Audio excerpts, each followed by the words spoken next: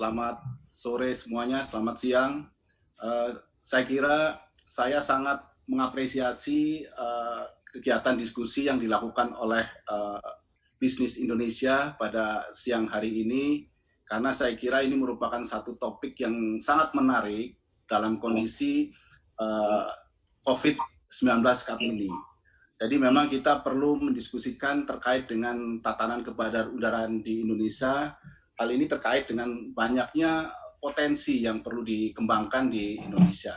Kemudian juga adanya beberapa persoalan yang masih muncul di industri penerbangan Indonesia, dan juga saya kira ini sekaligus momentum yang tepat karena dari dampak pandemi COVID ini sangat signifikan terhadap aviasi industri dimanapun di dunia. Airline maupun pengelola bandara yang paling sehat pun sekarang semuanya mengalami kesulitan. Jadi saya kira ini merupakan satu timing yang tepat untuk mendiskusikan tatanan kebandarudaraan yang sebagai bagian dari rebound strategi pasca pandemi COVID-19 ini.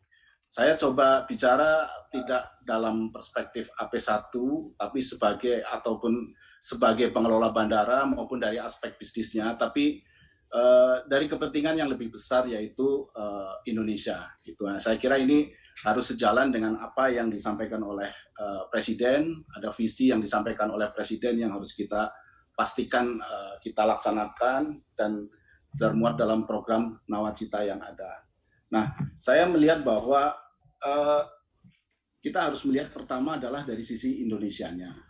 Kita kan merupakan negara kepulauan yang saya kira semakin memerlukan peran yang lebih signifikan dari industri aviasi untuk bagaimana bisa mendorong pertumbuhan dan pemerataan ekonomi melalui pengembangan konektivitas udara yang efisien dan efektif. Ya.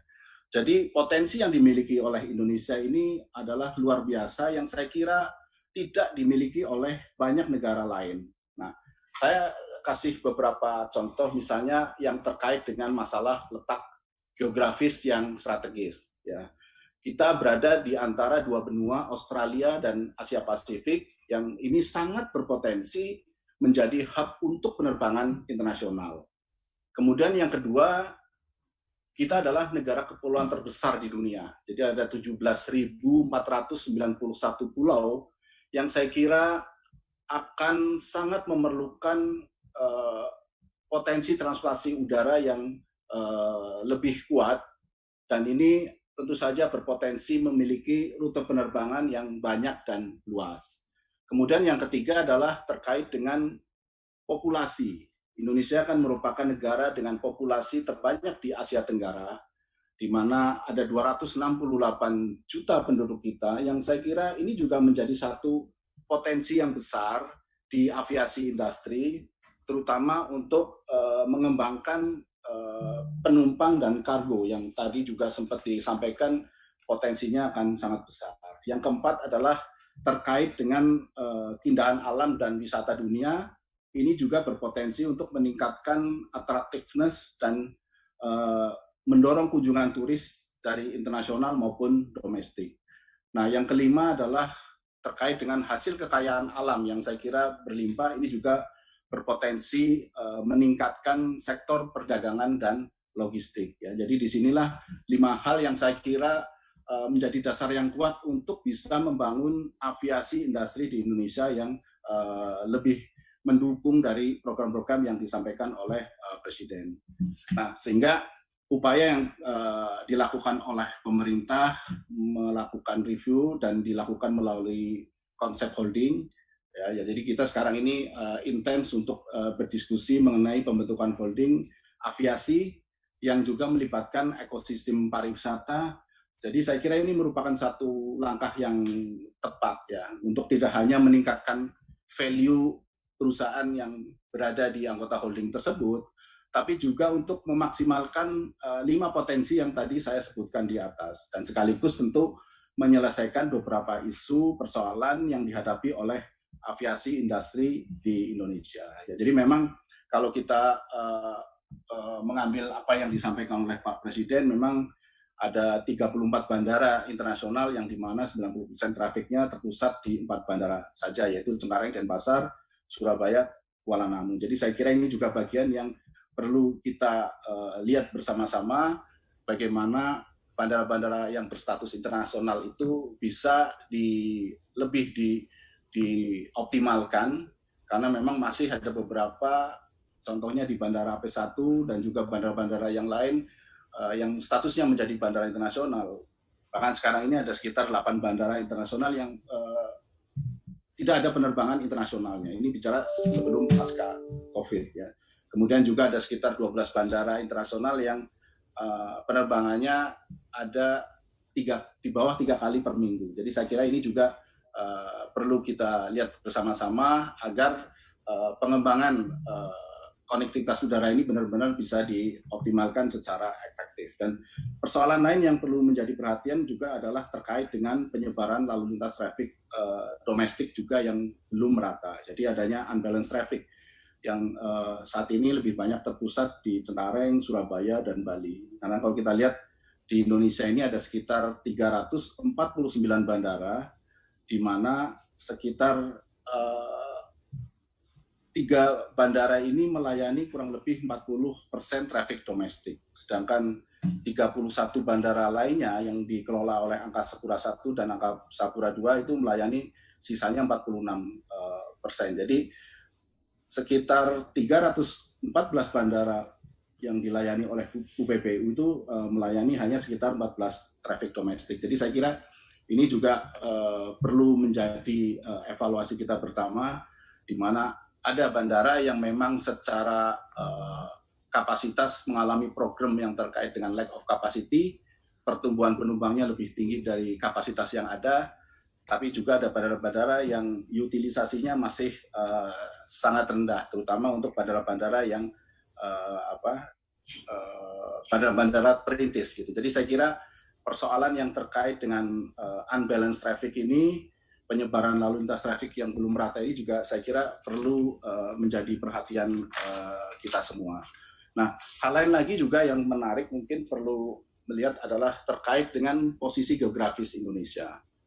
Jadi kita ini belum dapat memanfaatkan potensi traffic internasional yang overflying di atas wilayah Indonesia.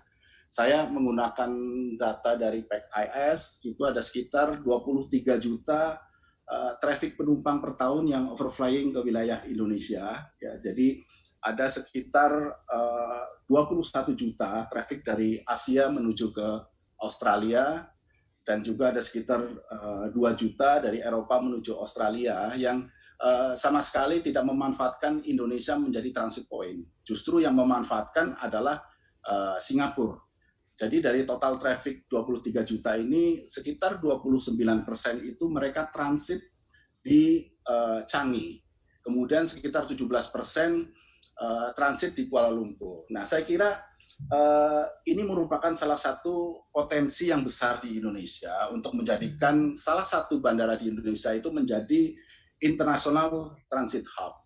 Dan saya melihat dengan diselesaikannya bandara YIA, saya kira ini bisa menjadi salah satu opsi untuk menjadikan bandara di YIA itu menjadi international transit hub. Ya. Nah, memang konsekuensinya nanti adalah untuk dari YIA mungkin memang harus ada regulasi dari pemerintah untuk membuka yang namanya Five Freedom Ride. Gitu. Jadi tentu saja harapannya kita berpikiran nanti kita bisa menjual orang yang dari Hong Kong mau ke Australia untuk melihat kanguru, tapi berhenti dulu di Yogyakarta untuk melihat Borobudur gitu. Nah, saya kira ini juga salah satu upaya kita yang bisa kita lakukan untuk bagaimana meningkatkan size traffic internasional ke wilayah Indonesia. Ya, jadi ini merupakan satu hal yang sangat strategis yang saya kira perlu dipikirkan bagaimana membangun international hub di salah satu bandara kita. Ya. Dan juga hal lain yang mungkin juga perlu menjadi catatan adalah bagaimana kita harus melakukan optimalisasi pemakaian wide body di bandara-bandara Indonesia, karena kita melihat Garuda memiliki wide body yang memang utilisasinya sangat rendah, dan ini juga disebabkan oleh banyak bandara-bandara di kita yang memang tidak bisa melayani secara maksimal pesawat-pesawat wide body. Ya, jadi saya kira perlu juga diatur hal tersebut. Nah, tentunya upaya-upaya yang kita lakukan ini melalui pendekatan holding yang nantinya dibentuk, maka tentu saja diharapkan ini bisa menjadi salah satu momentum sebagai National Aviation Recovery Management yang saya kira bisa mensinergikan seluruh pelaku aviasi di Indonesia, yaitu airline, airport, dan kemudian relevan stakeholder lainnya yang saya lihat juga berperan sangat penting untuk menyelesaikan masalah-masalah yang muncul di atas, sekaligus kita mengoptimalkan potensi yang sudah saya sebutkan di atas. Nah, di sini memang perlu ada peran yang signifikan dari Kementerian Perhubungan sebagai regulator, karena perlu memang adanya penyesuaian terhadap regulasi maupun kebijakan yang ada. Dan di sini juga sebenarnya bisa kita manfaatkan juga untuk mendorong pengembangan pariwisata Indonesia. Jadi saya kira proses holding yang sedang berlangsung dan melibatkan ekosistem pariwisata, saya kira ini menjadi salah satu kekuatan baru yang bisa membantu mendorong pertumbuhan ekonomi Indonesia melalui kegiatan pariwisata, yaitu dengan melaksanakan kegiatan promosi terutama fokus di 5 super destinasi prioritas yang dilakukan oleh pemerintah. Nah, saya kira inilah yang penting untuk kita diskusikan lebih jauh, dan dengan kondisi negara kita yang merupakan negara kepulauan, konsep hub dan spoke itu memang menjadi penting untuk didiskusikan dan dikembangkan lebih lanjut. Dan tentu saja hal penting pertama yang harus dilakukan dalam rangka menata tatanan kebandarwilayaan adalah terkait dengan jaringan penerbangan, dan tentu ini identifikasi bandara di Indonesia yang bisa menjadi hub ini tentu harus ada kriteria-kriteria yang khusus ya. Nah, berdasarkan apa yang kita pelajari, sebenarnya terdapat 5 faktor penilaian untuk menentukan bandara yang akan bisa dilaksanakan menjadi satu hub ya. Yaitu yang pertama adalah geographical factor. Jadi faktor geografi juga menjadi sangat penting ketika kita akan menetapkan suatu bandara itu menjadi hub atau bukan menjadi hub. Yang kedua adalah facility factor. Yang ketiga adalah demand factor. Nah, demand factor ini memiliki peran yang sangat dominan karena inilah yang akan mendrive jumlah traffic yang akan memanfaatkan hub tersebut. Yang keempat adalah service factor, dan yang kelima adalah managerial factor. Nah, berdasarkan 5 penilaian tersebut, memang dari seluruh bandara yang ada di Indonesia, 8 bandara yang direncanakan oleh pemerintah untuk menjadi hub maupun super hub adalah memang yang menjadi bandara yang paling cocok untuk ditetapkan sebagai hub maupun super hub. Jadi memang kita di internal AP1 sudah melakukan semacam review dengan penilaian terhadap 5 kriteria yang disampaikan. Nah, memang masuk 8 bandara yang disampaikan di awal menjadi hub, yaitu yang pertama adalah Denpasar, Cengkareng, Kuala Namu, Yogyakarta International Airport, Balikpapan, Ujung Pandang, Manado, dan Surabaya. Nah, memang ada 2 catatan yang mungkin perlu menjadi perhatian kita adalah ketika akan mengembangkan Manado dan Surabaya menjadi hub, ini mungkin tantangannya adalah mau tidak mau kita harus memindahkan bandara, baik yang di Manado maupun di Surabaya, karena memang potensi pengembangannya itu terbatas karena masalah obstacle ya. Seperti di Manado itu ada bukit yang walaupun runway-nya diperpanjang tetap aja tidak bisa didarati oleh pesawat yang besar dengan kapasitas besar, dan peningkatan kapasitas sebagai dasar untuk peningkatan menjadi hub itu menjadi sulit. Jadi memang ini menjadi satu kendala tersendiri yang saya kira nanti perlu kita diskusikan bersama. Kemudian yang kedua adalah Surabaya.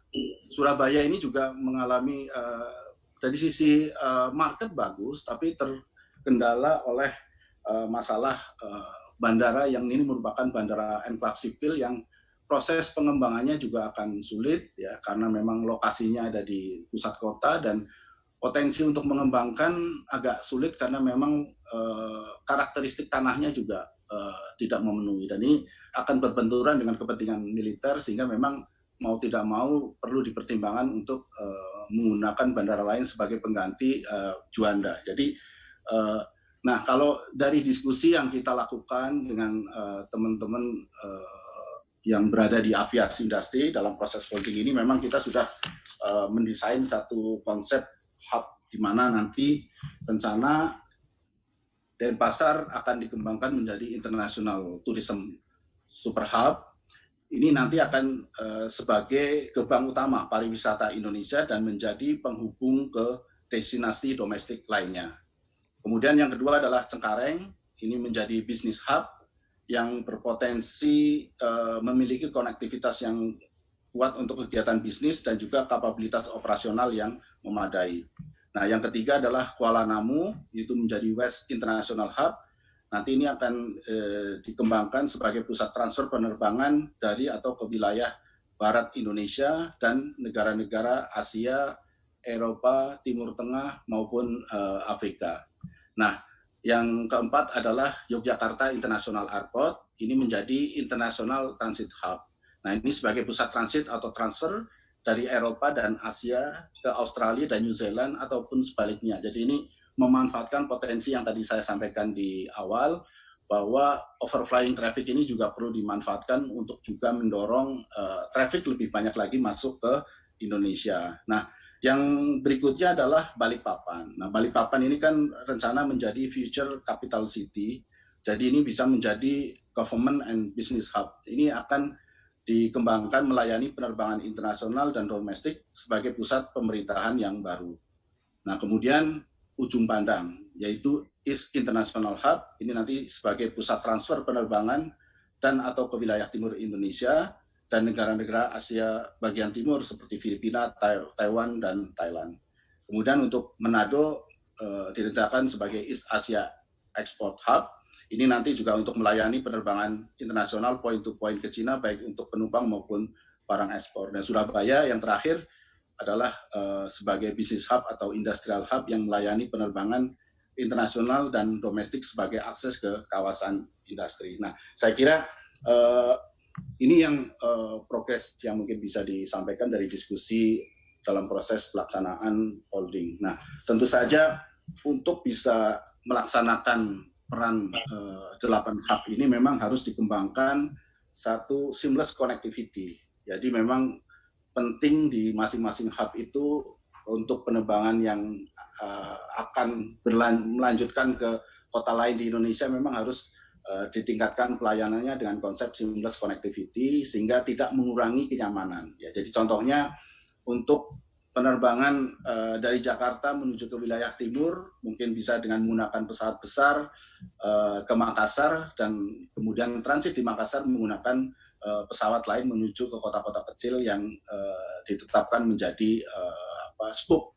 Ya, jadi saya kira ini menjadi satu hal yang penting. Jadi potensi yang bisa kita kembangkan dengan adanya review terhadap tatanan kebandarudaraan, saya kira akan memberikan manfaat yang lebih maksimal kepada masyarakat Indonesia, terutama untuk memastikan bahwa visi dari Presiden ini bisa dilaksanakan dengan baik. Jadi prinsipnya Angkasa Pura I sebagai pengelola bandara di wilayah tengah dan timur ya, yang memang masuk ke dalam wilayah-wilayah yang memang perlu dikembangkan ini sangat siap dan mensupport terhadap rencana program yang akan dilakukan oleh pemerintah dalam rangka meningkatkan kontribusi angkutan udara terhadap perekonomian nasional, dan kita siap juga mensupport dilaksananya penetapan hub maupun super hub yang akan dilakukan oleh Indonesia. Jadi saya kira itu Pak yang bisa kami sampaikan. Terima kasih. Wassalamualaikum warahmatullahi wabarakatuh. Waalaikumsalam warahmatullahi wabarakatuh.